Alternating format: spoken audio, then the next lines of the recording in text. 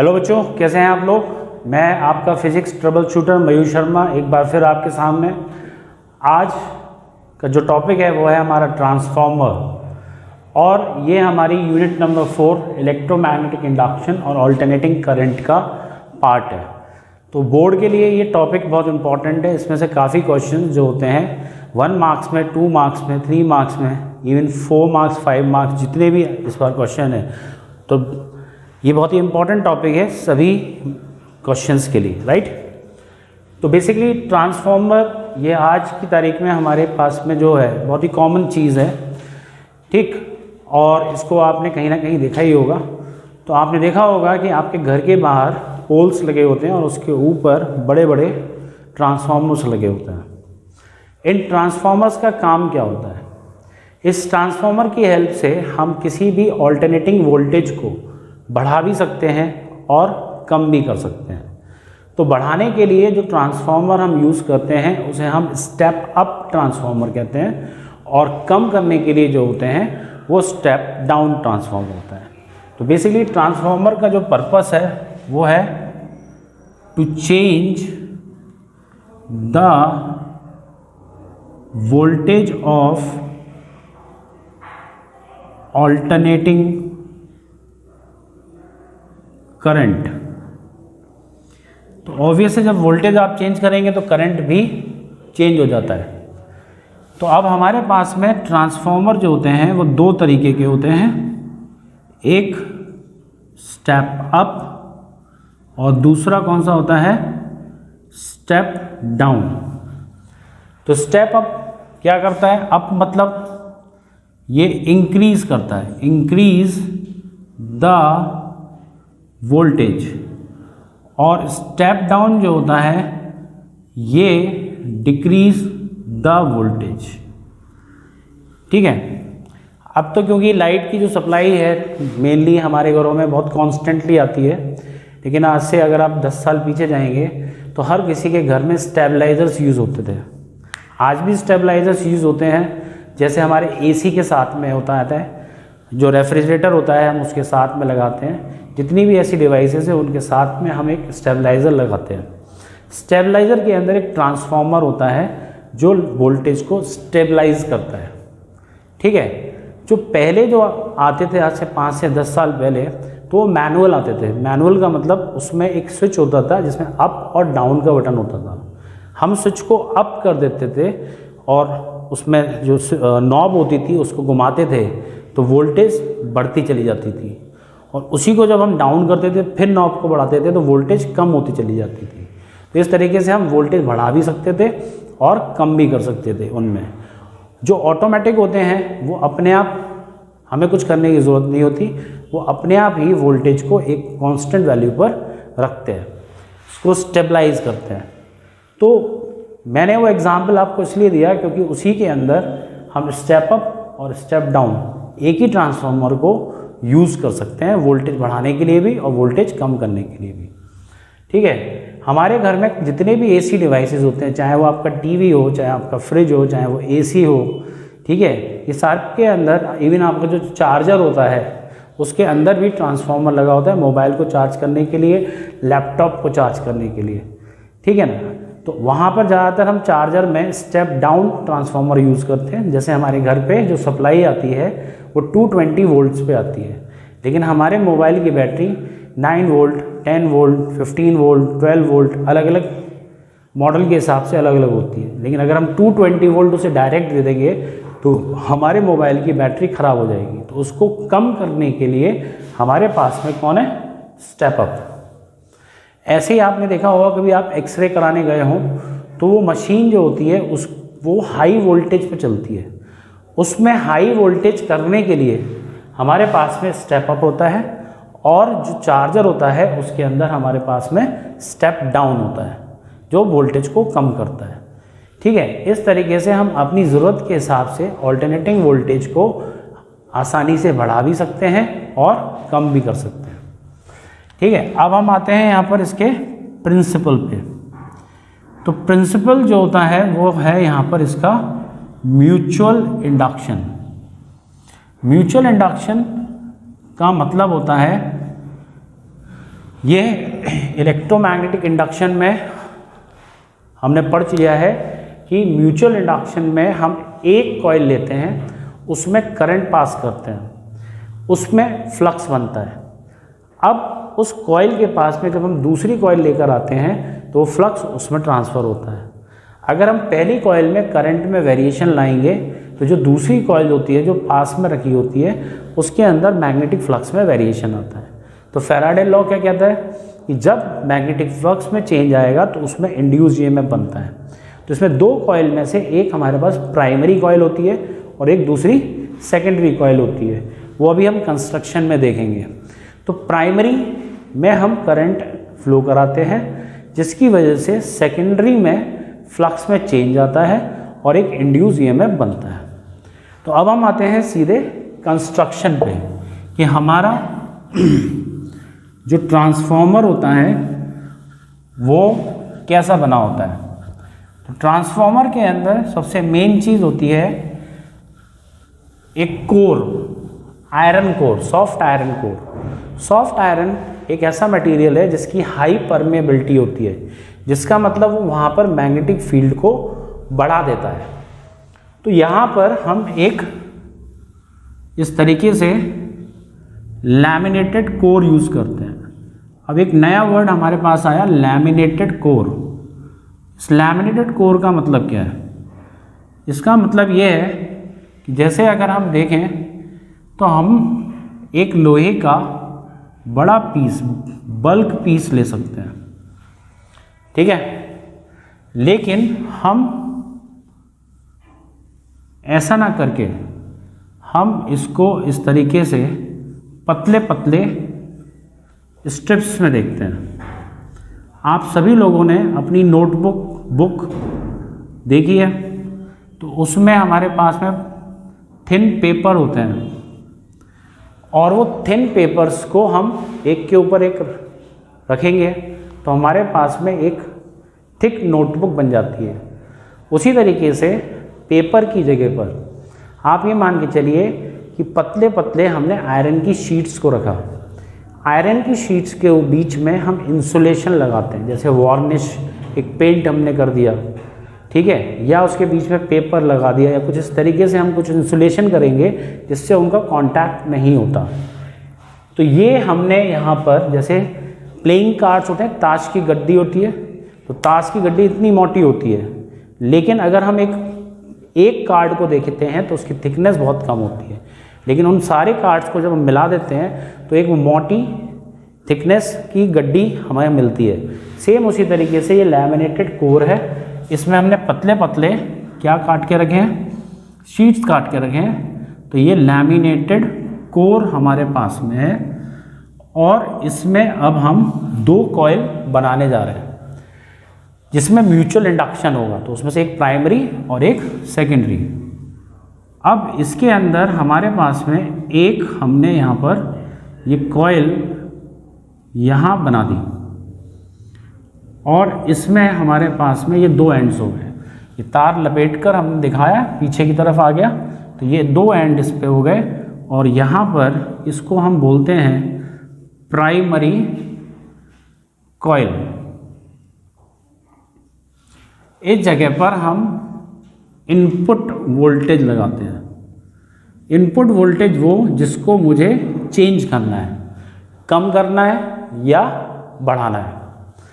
इसके कंपैरिजन में यहाँ पर हम दूसरी एक और कॉइल यूज़ करते हैं और इस कॉइल के अंदर हम देख पा रहे हैं कि मैं यहाँ पे कुछ चेंज कर रहा हूँ। क्या चेंज कर रहा हूँ कि यहाँ पे नंबर ऑफ़ टर्न्स मैंने कम दिखाए हैं, यहाँ पे नंबर ऑफ़ टर्न्स मैंने ज़्यादा दिखाए हैं। तो जब हम इसको देखेंगे तो ये हमारे पास में हो जाएगी सेकेंडरी कॉइल और यहाँ पे हम आउटपुट वोल्टेज यानी कि वोल्टेज जिसे चेंज करना है उसे मैंने यहाँ पर अप्लाई किया। वो चेंज होने के बाद में, उसकी वैल्यू चेंज होने के बाद में वो हमें आउटपुट यहाँ पे मिलेगा सेकेंडरी कॉइल के एंड्स पे। तो ये हमारे पास में आउटपुट वोल्टेज हो जाता है। तो ये इनपुट वोल्टेज, ये आउटपुट वोल्टेज। इस ट्रांसफॉर्मर में आप यहाँ पर देख सकते हैं कि number of turns in secondary is greater than number of turns in primary. तो ऐसा कब होता है? जब ये स्टेप अप ट्रांसफॉर्मर होता है। अगर मैं इस पूरे डायग्राम को पलट दूं, मतलब आप ऐसे ही मान सकते हैं कि यहाँ पे नंबर ऑफ टर्न्स ना करके हम इसको उल्टा कर दें, यानी कि इसको प्राइमरी मान लें और इसको सेकेंडरी मान लें, तो ये उल्टा हो जाएगा। यानी कि नंबर ऑफ टर्न्स सेकेंडरी में कम हो जाएंगे और नंबर ऑफ टर्न्स प्राइमरी में बढ़ जाएंगे। और ये हमारे पास में क्या होता है? Step down transformer. अगर आपको ये जो हमने बनाया है स्टेप अप ट्रांसफॉर्मर है, ठीक है। कौन सा ट्रांसफॉर्मर है? Step up transformer. अगर आपको इसको स्टेप डाउन बनाना है तो सिंपली आपको इसको उल्टा कर देना है। ये नंबर ऑफ टर्न्स ऊपर वाले में ज़्यादा दिखाने हैं और नीचे वाले में कम दिखाने हैं। तो ऐसा करके हम स्टेप डाउन ट्रांसफॉर्मर दिखा सकते हैं। तो हमें ये चीज़ याद रखनी है कि स्टेप अप ट्रांसफॉर्मर के अंदर सेकेंडरी में नंबर ऑफ टर्न्स ज़्यादा होते हैं और प्राइमरी में कम होते हैं। इधर स्टेप डाउन में नंबर ऑफ टर्न्स सेकेंडरी में कम होते हैं और प्राइमरी में ज़्यादा होते हैं। अब यहाँ पर इसका सिंबल बनाने के लिए आता है draw the symbol of transformer. अब अगर हम यहाँ पर सिंबल इसको यूज़ करते हैं तो सिंबल में जैसे हर चीज़ का एक सिंबल होता है। आपने रेजिस्टेंस का सिंबल देखा, ठीक है, कैपेसिटर का सिंबल देखा। तो अगर हमें किसी इलेक्ट्रिक सर्किट में एक ट्रांसफॉर्मर दिखाना है तो उसको दिखाने के लिए हम यहाँ पर इसको कुछ इस तरीके से दिखाते हैं। ये बीच में ये जो लाइन होती हैं इसे हम कोर कहते हैं और ये नंबर ऑफ टर्न्स यहाँ पर बढ़ा के या कम करते हैं। अब जैसे इसमें कम है, इसमें ज़्यादा है। अब यहाँ पे हमने ज़्यादा कर दिए और यहाँ पे हमने कम कर दिए। तो ये आपकी प्राइमरी, ये सेकेंडरी, ये प्राइमरी, ये सेकेंडरी। तो यहाँ पे NP is greater than NP is less than NS और यहाँ पे NP is greater than NS। तो ये हमारा कौन सा है? Step up. और ये कौन सा है हमारे पास? Step down. हमारे जो ट्रांसफॉर्मर्स होते हैं वो दो तरीके से बनते हैं। जो अभी हमने देखा था इसे हम कोर टाइप बाइंडिंग बोलते हैं। तो ये क्वेश्चन पूछा जाता है कि how many types of windings are used in transformer. तो कितने तरीके की बाइंडिंग्स आप यूज़ करते हैं? तो इसमें ये हमारे पास में ये वाला जो हमने बनाया था इसको बोलते हैं हम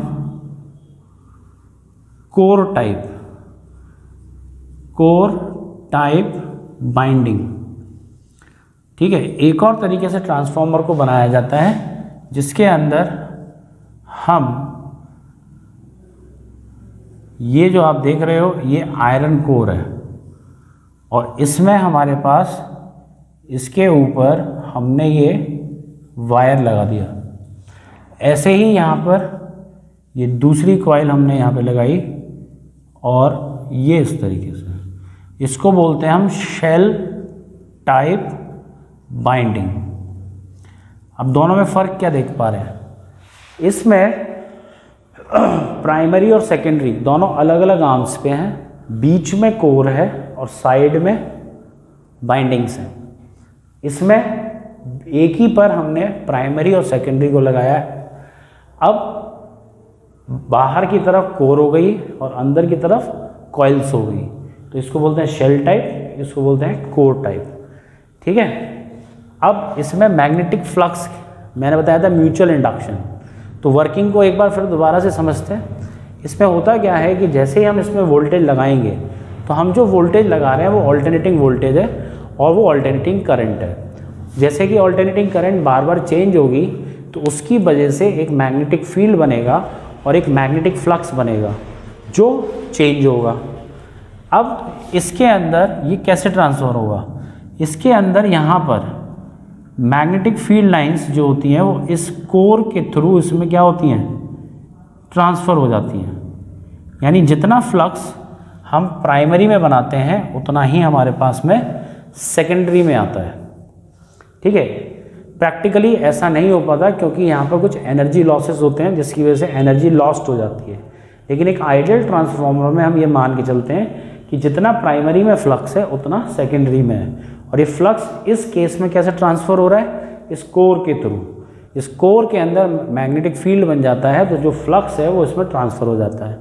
अगर हम यहाँ पे कुछ चेंज करेंगे तो यहाँ पर भी फ्लक्स में चेंज आएगा और एक इंड्यूस ईएमएफ बनता है जो आपका आउटपुट वोल्टेज होता है। इसमें क्योंकि हमने एक कॉइल के ऊपर दूसरी कॉइल लगा रखा है तो यहाँ पर तो मैग्नेटिक फ्लक्स सीधे सीधे ट्रांसफ़र हो रहा है क्योंकि एक के ऊपर दूसरी कॉइल बंधी हुई है, तो जितना एक में होगा उतना ही दूसरे में होगा। अब इसमें से डिपेंड करता है कि आपने प्राइमरी कौन सी ली है, सेकेंडरी कौन सी ली है। ये डिपेंड करेगा कि आपको स्टेप अप बनाना है, स्टेप डाउन बनाना है। एक में आपने फिर दोबारा से इसमें ऑल्टरनेटिंग करंट लगाई, फ्लक्स में चेंज आया, दूसरे में वो फ्लक्स पास हुआ और उसमें इंड्यूस ईएमएफ बन गया। ये एक सिंपल सा प्रोसेस है इंड्यूस ईएमएफ बनने का, जिसे हम म्यूचुअल इंडक्शन कहते हैं। जो प्राइमरी है वो इनपुट जिसको हमें चेंज करना है, जो सेकेंडरी है वो आउटपुट जिसको हमें जो चेंज होने के बाद में हमें मिल रहा है। तो ये मैंने भी आपको कंस्ट्रक्शन प्रिंसिपल और types of transformer and types of bindings बताई। अब इसमें अगला क्वेश्चन जो एग्ज़ाम में आता है वो आता है हमारे पास में कि इसमें एक रिलेशन कैसे निकल के आया, यानी कि हमारे पास में स्टेप अप वोल्टेज को कैसे बढ़ाता है और स्टेप डाउन वोल्टेज को कैसे कम करता है। तो हम अब यहाँ पर वर्किंग देख रहे हैं। तो वर्किंग के लिए हम ये आइडियल ट्रांसफार्मर लेके चल रहे हैं। आइडियल ट्रांसफार्मर हमारे पास में वो ट्रांसफार्मर होता है जिसकी एफिशिएंसी होती है power output divided by power input और इसकी वैल्यू होती है 1। इसका मतलब यहाँ पर जो एनर्जी लॉस है वो ज़ीरो है, यानी कोई एनर्जी लॉस नहीं हुई। जितनी पावर हम इनपुट को दे रहे हैं उतनी ही पावर हमें आउटपुट को मिल रही है। तो इसको हम आइडियल ट्रांसफार्मर कहते हैं। ठीक है, रियल ट्रांसफार्मर या प्रैक्टिकल ट्रांसफार्मर में ऐसा नहीं हो पाता। क्यों नहीं हो पाता कि कुछ रीजंस हैं जिनकी वजह से वो एनर्जी लॉसेस होते हैं। उन एनर्जी लॉसेस को हम बाद में डिस्कस करेंगे। अभी हम एक रिलेशन निकाल रहे हैं किसमें, वोल्टेज और करंट में। ये सारी चीज़ें जो मैं आपको बता रहा हूँ ये सभी एग्ज़ाम के लिए इम्पॉर्टेंट हैं। ये सीधे सीधे क्वेश्चन बनते हैं और इम्पॉर्टेंट क्वेश्चन है, फ्रीक्वेंटली पूछे जाते हैं। तो ये जो आपके मोस्ट इम्पॉर्टेंट क्वेश्चंस हैं उसके अंदर ये क्वेश्चन भी आता है। तो जब यहाँ पर एफिशिएंसी इक्वल होगी तो यहाँ पे नो फ्लक्स लीकेज, इस लाइन का क्या मतलब हुआ। अब सपोज कीजिए कि आपके पास में एक ग्लास है, उसमें पानी भरा हुआ है और दूसरा ग्लास खाली है। अब इस पानी को आप इसको ट्रांसफ़र कर रहे हैं। अब आपका हाथ हिल गया तो क्या होगा, कुछ पानी फैल जाएगा, यानी पूरा पानी ट्रांसफ़र नहीं हुआ, तो ये लॉस हो गया। तो ऐसे ही कुछ एक कॉइल में जितना फ्लक्स है वो पूरा का पूरा दूसरे में पहुंचना चाहिए। तो नो फ्लक्स लीकेज का मतलब प्राइमरी में जितना फ्लक्स बनेगा उतना ही सेकेंडरी में बनेगा। ठीक है, अब हमारे पास में फैराडे लॉ होता है। तो बाय फैराडेज लॉ ये कहता है कि जो इंड्यूस ईएमएफ होता है वो -n d∅/dt होता है। ई क्या है यहाँ पर, ईएमएफ जो वोल्टेज बन रहा है, induce EMF voltage, n number of turns, और d∅/dt को बोलते हैं हम rate of change of flux. ठीक है, तो अगर मैं इसका मैग्नीट्यूड ले लूँगा तो ये माइनस साइन हम यहाँ से हटा सकते हैं और यहाँ से हम निकाल सकते हैं d∅/dt इक्वल टू E/n, यानी कि फ्लक्स ये किसका हो गया, ये हो गया 1 टर्न का। तो एक टर्न में जितना फ्लक्स बनता है वो total EMF divided by total number of turns होता है। अब जैसे कि मैंने आपको ये बताया कि नो फ्लक्स लीकेज, तो इसका मतलब ये हो गया कि हमारे पास में d∅/dt, तो rate of change of flux in 1 turn of secondary is equal to rate of change of flux in 1 turn of primary, यानी जितना प्राइमरी के एक टर्न में होगा उतना ही सेकेंडरी के एक टर्न में होगा। अब d∅/dt हो गया। अब इसमें जब हम यहाँ पर देखेंगे तो हमारे पास में यहाँ पर ये ES इस फॉर्मूले से हम ले रहे हैं, तो ES अपॉन NS।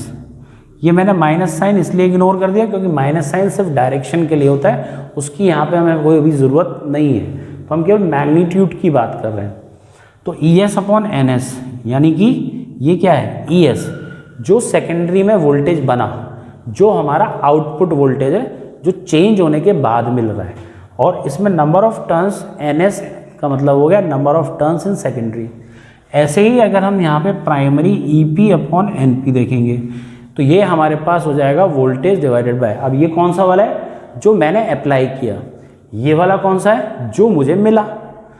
तो यहाँ पर हम इसको लिख सकते हैं ES अपॉन EP, तो ये बन जाएगा NS अपॉन NP, और इसको बोलते हैं हम K, और K को बोलते हैं हम ट्रांसफॉर्मेशन रेशियो। यानी कि सारी चीज़ें इस बात पे डिपेंड करती हैं कि K की वैल्यू क्या है। तो हम अभी थोड़ी देर पहले डिस्कस कर चुके हैं कि अगर हम इसके अंदर स्टेप अप के अंदर चलेंगे तो स्टेप अप के लिए जब हम चलते हैं तो हमारे पास में स्टेप अप में क्या हुआ था मेरे भाई, स्टेप अप में हमने नंबर ऑफ टर्न सेकेंडरी में ज़्यादा लिए थे, प्राइमरी में कम लिए थे। तो NS is greater than NP, तो इसका मतलब क्या हो गया कि न्यूमरेटर बड़ा है, डिनोमिनेटर छोटा है, तो ऐसा होगा तो K की वैल्यू 1 से ज़्यादा होगी। तो जब ये A इसके इक्वल है तो इसका मतलब ES जो है वो EP से ज़्यादा होगा। आगे बात समझ में, यानी कि हमारे पास में सेकेंडरी में वोल्टेज बढ़ गया और प्राइमरी में वोल्टेज कंपैरेटिवली कम है। ठीक है, अभी हम स्टेप डाउन की बात करेंगे। तो स्टेप डाउन में क्या होता है, NS is less than NP, तो K इज लेस देन 1। अब न्यूमरेटर छोटा हो गया, डिनोमिनेटर बड़ा हो गया, यानी इसका मतलब क्या हुआ, ES is less than EP, यानी प्राइमरी के अंदर वोल्टेज ज़्यादा है और आउटपुट यानी कि सेकेंडरी पर हमें वोल्टेज कम मिल रहा है। तो ये इस तरीके से, यानी सारी चीज़ें किस पे डिपेंड कर रही हैं, नंबर ऑफ टर्न्स पे, इसलिए हम दोनों कॉइल्स में नंबर ऑफ टर्न्स अलग अलग रखते हैं। तो अगर हमें स्टेप अप ट्रांसफार्मर बनाना है तो उसी जितना वोल्टेज बढ़ाना है उस हिसाब से हम उसमें नंबर ऑफ टर्न्स बढ़ा देते हैं, और स्टेप डाउन में उसी हिसाब से हम नंबर ऑफ टर्न्स कम कर देते हैं जितना हमें वोल्टेज कम करना है। अब देखिए यहाँ पर एक क्वेश्चन और पूछा जाता है, वोल्टेज जो होता है वो एनर्जी को रिप्रेजेंट करता है। जब वोल्टेज एनर्जी को रिप्रेजेंट करता है तो हमने पढ़ा हुआ है energy can not be created nor be destroyed. तो एनर्जी यहाँ पर कहाँ से बढ़ गई, वोल्टेज का बढ़ना मतलब एनर्जी का बढ़ना। तो इस पर क्वेश्चन एग्जाम में कैसे आएगा, इसमें क्वेश्चन एग्जाम में इस तरीके से आएगा, डज स्टेप अप ट्रांसफॉर्मर और step down transformer violet the energy conservation. Violet the energy conservation का मतलब होता है क्या ये एनर्जी कंजर्वेशन को फॉलो नहीं कर रहे। तो यहाँ पर तो ऐसा तो हो नहीं सकता, क्योंकि हमने बचपन से क्या पढ़ा है कि energy is conserve, law of conservation of energy. तो अब बात आ रही है कि इस चीज़ को एक्सप्लेनेशन क्या है। तो अगर एनर्जी कंजर्व हो रही है तो वो कैसे हो रही है, तो इसके लिए हमें करंट निकालनी पड़ेगी। क्या निकालनी पड़ेगी, करंट। तो जैसे कि हम बात कर रहे थे कि हमारी एफिशिएंसी जो है यहाँ पर कितनी थी, 1, जो किसके इक्वल होती है, power output divided by power input. तो जब ये 1 है तो इसका मतलब पावर आउटपुट और पावर इनपुट क्या हो गया, सेम हो गया। तो यहाँ पर जब ये सेम हो गया तो पावर का फॉर्मूला होता है V इंटू आई, यानी power equal to voltage into current. तो PO को हम लिख सकते हैं, PO कौन, आउटपुट। आउटपुट का मतलब सेकेंडरी। सेकेंडरी में वोल्टेज कितना था, ES, करंट कितना था, IS। ऐसे ही प्राइमरी में वोल्टेज कितना था, EP, और करंट कितना था, IP। तो अब मैं अगर देखूं तो IS अपॉन IP, या हम इसको ले लेते हैं IP अपॉन IS। तो यहाँ पे IP अपॉन IS जब हम लेंगे तो ये ES अपॉन EP हो जाएगा, जो अगेन K के इक्वल है। तो K स्टेप अप में 1 से ज़्यादा है। तो देखने वाली बात ये है कि IP ऊपर है इस बार और IS नीचे है।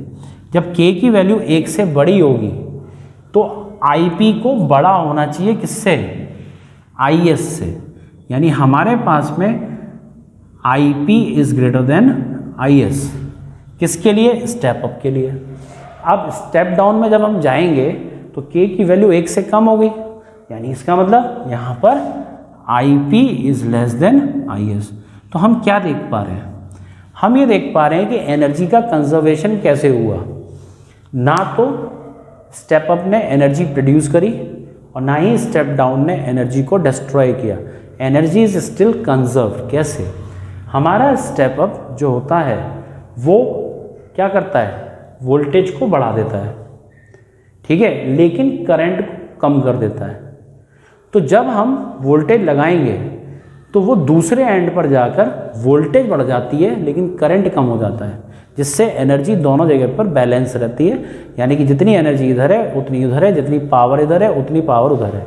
सेम इसी तरीके से स्टेप डाउन जो होता है वो वोल्टेज बढ़ा देता है लेकिन करंट कम कर देता है। तो साथ के साथ आपको मैं एक स्टेप डाउन का यूज़ भी बता देता हूँ। आपने देखा होगा घरों में हम लोहे के डोर बनाते हैं, विंडोज़ बनाते हैं, उसके अंदर हमारे पास में इलेक्ट्रिक वेल्डिंग की मशीन आती है जो लोहे को वेल्ड करती है। अब लोहे को वेल्ड करने के लिए वहाँ पर हमें एक्सटेंसिव हीट चाहिए, बहुत ज़्यादा हीट चाहिए। तो उसके लिए हम क्या करते हैं, जो मशीन में जो ट्रांसफार्मर लगा होता है वो स्टेप डाउन होता है, वो वोल्टेज को कम करके करंट को बढ़ा देता है। करंट को बढ़ाने से रेजिस्टेंस की वजह से ज़्यादा हीट प्रोड्यूस होती है और हीट की वजह से वो आसानी से वेल्ड हो जाता है, मेल्ट हो जाता है, जिससे वो वेल्डिंग हमारी प्रॉपर हो जाती है। तो वेल्डिंग मशीन में हमें हाई करंट की ज़रूरत है, इसलिए हम स्टेप डाउन का यूज़ करते हैं। इससे पहले भी मैंने आपको बताया जैसे एक्सरे मशीन होती है उसमें हमें हाई वोल्टेज की ज़रूरत होती है, तो वहाँ पे जो स्टेप अप होगा तो वहाँ पे हाई वोल्टेज करने के लिए हम स्टेप अप का यूज़ करेंगे जो वोल्टेज को बढ़ा देगा लेकिन करंट को कम कर देगा। इसका यूज़ हम और अभी एक देखेंगे, बहुत ही इंपॉर्टेंट यूज़ है और एग्ज़ाम में भी पूछा जाता है। तो रही बात ये क्या थी, हम अभी बात कर रहे थे किसकी, आइडियल ट्रांसफार्मर की। अब जब हम रियल ट्रांसफार्मर में आते हैं तो रियल ट्रांसफार्मर के अंदर ऐसा नहीं होता। किसी भी रियल ट्रांसफार्मर की एफिशिएंसी 1 यानी 100% नहीं होती। हमारे पास में ज़्यादातर 80%, 75%, 70% के एफिशिएंसी के ट्रांसफार्मर्स होते हैं। बहुत ज़्यादा करके उसको हम 90, 92, 93 तक ला पाते हैं, लेकिन उसके लिए हमें बहुत अच्छे मटेरियल्स और बहुत सारी चीज़ें यूज़ करनी होती हैं।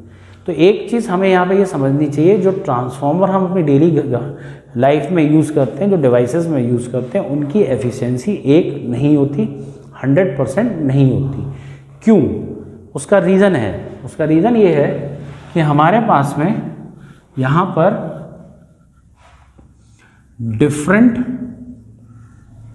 एनर्जी लॉसेस इन ट्रांसफार्मर, ये भी एक बहुत इंपॉर्टेंट टॉपिक है, इस पर भी काफ़ी क्वेश्चन पूछे जाते हैं, ठीक है। तो ये एनर्जी लॉस जो हो रहा है ट्रांसफार्मर के अंदर, तो वो क्यों हो रहा है। पहली चीज़, पहला लॉस को हम बोलते हैं कॉपर लॉस।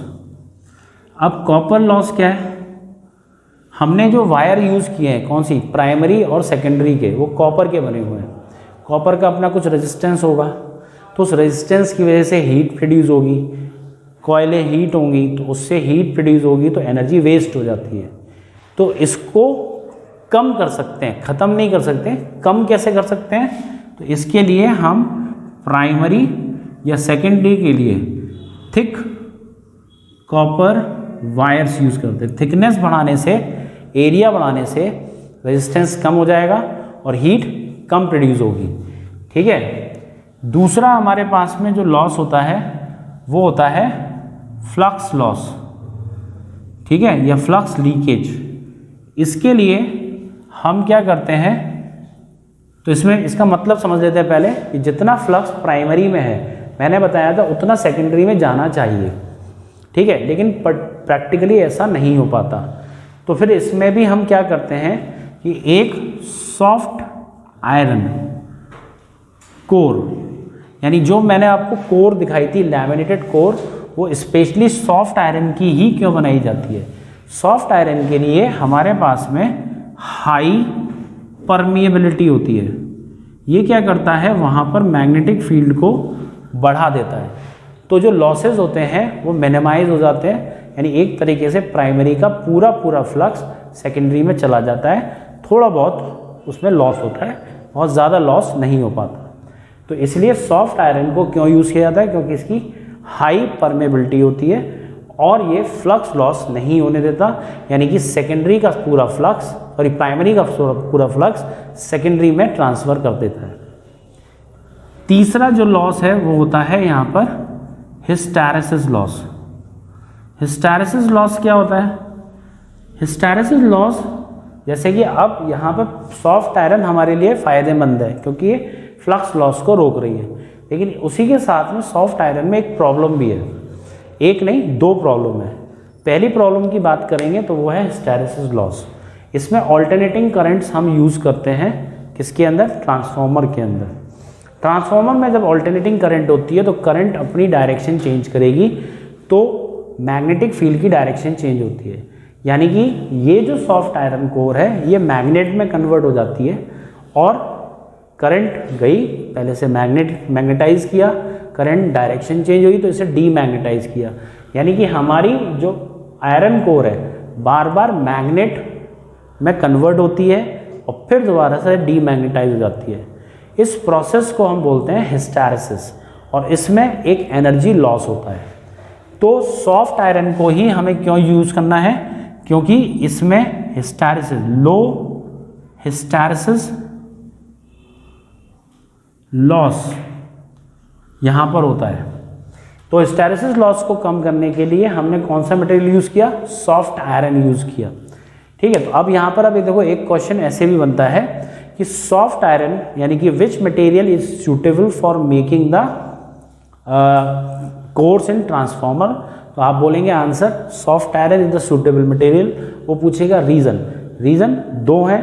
पहली चीज़ हाई परमेबिलिटी होने की वजह से ये फ्लक्स लॉस को कम करता है, और इसके अंदर दूसरा क्या है, इसका लो हिस्टैरिसीस लॉस है जिससे एनर्जी को ये सेव करता है। तो ये सॉफ्ट आयरन को यूज़ करने के कारण है कि फ्लक्स लॉस नहीं होने देता या कम होने देता है और हिस्टैरिसीस लॉस भी कम होता है। चौथी चीज़ होती है हमारे पास में यहाँ पर eddy current loss. Eddy current एक तरीके से इंड्यूस करंट ही होती है, एडी करंट लॉस। तो हमारे पास में एडी करंट लॉस जो होता है वो एक तरीके का इंड्यूस करंट की वजह से लॉस होता है। तो बेसिकली होता क्या है कि alternating current changing magnetic flux बना रहा है, तो ये फ्लक्स सॉफ्ट आयरन के अंदर जा रहा है, तो फ्लक्स में चेंज आने की वजह से उसके अंदर इंड्यूस ईएमएफ बनने लगता है और एक नई तरीके की करंट बनने लगती है जिन्हें हम एडी करंट्स बोलते हैं।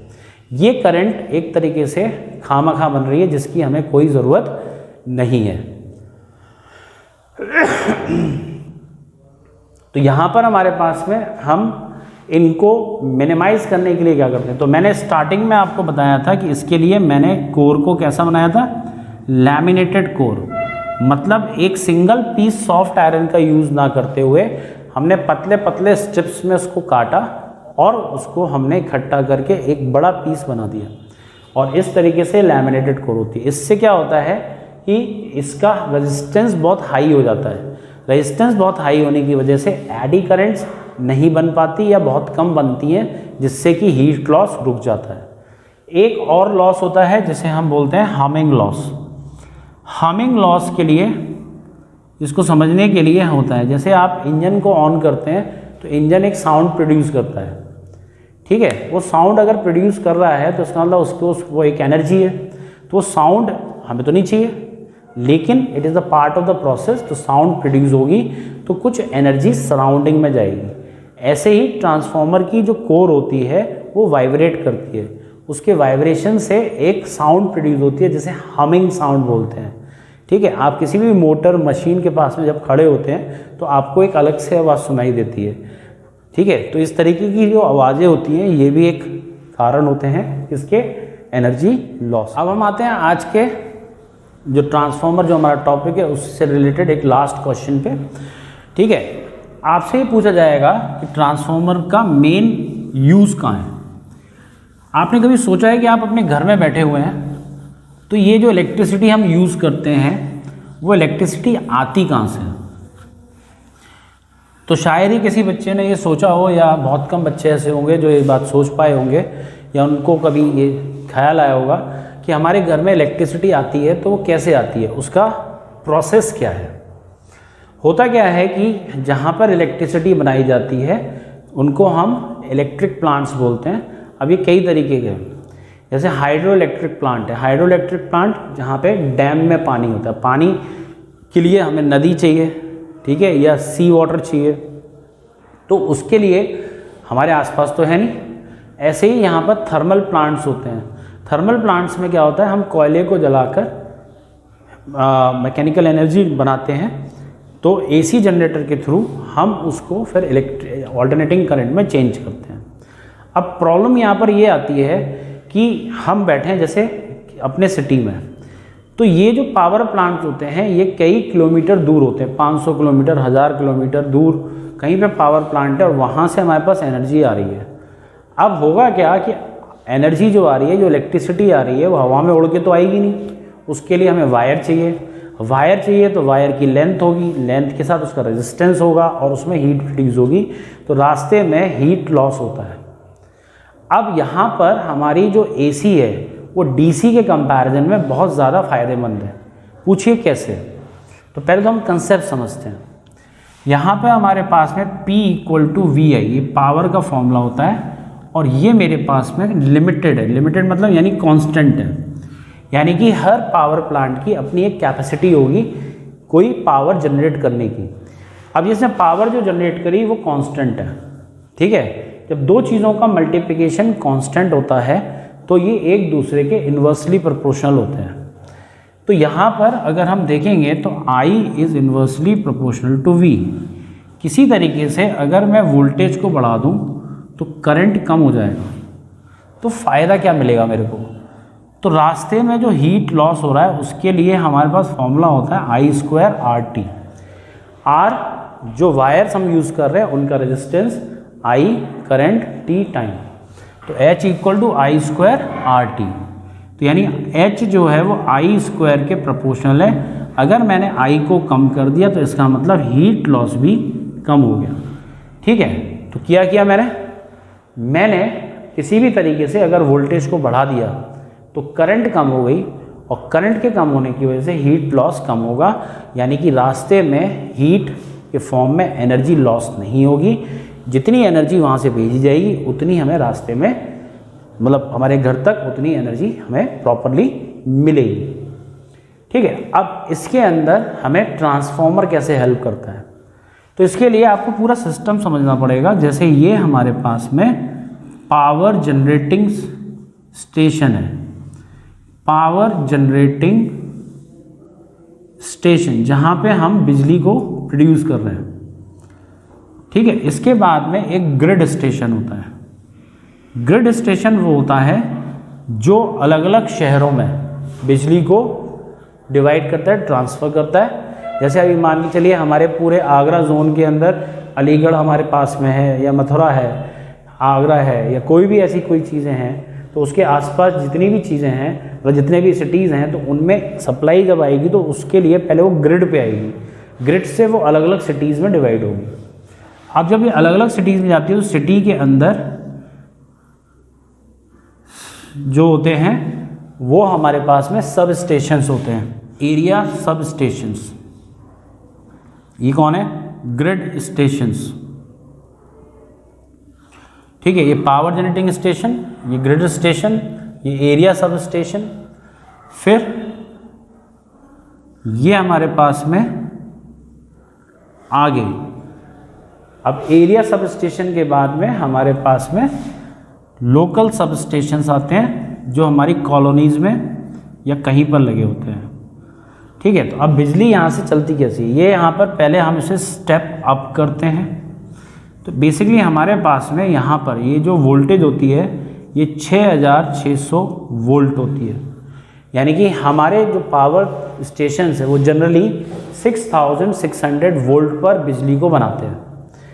अब इसको क्या किया जाता है, अपग्रेड किया जाता है, यानी अपग्रेड करके हम इसे 1,32,000 1,32,000 वोल्ट पर लेकर आते हैं। ठीक है, तो यानी कि ये वोल्टेज इतनी है कि अगर कोई आदमी छू ले तो उसका पाउडर बन जाए।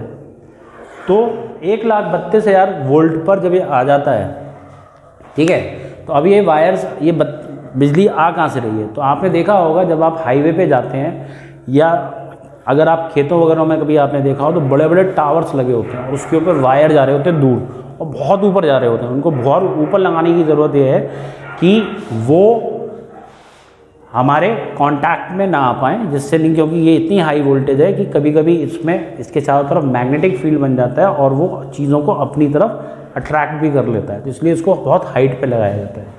तो 1,32,000 वोल्ट पर, यानी इसमें बहुत कम करंट फ्लो करती है। अब करंट ही फ्लो नहीं कर रही तो हीट प्रोड्यूस नहीं होगी।